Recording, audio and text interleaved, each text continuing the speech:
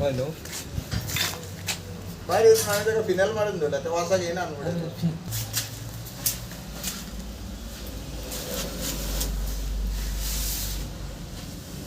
आता नाही त्याचा ते थोडं घाली अरे का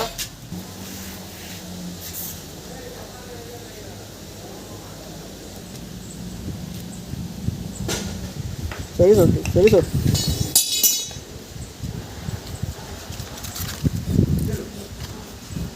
बस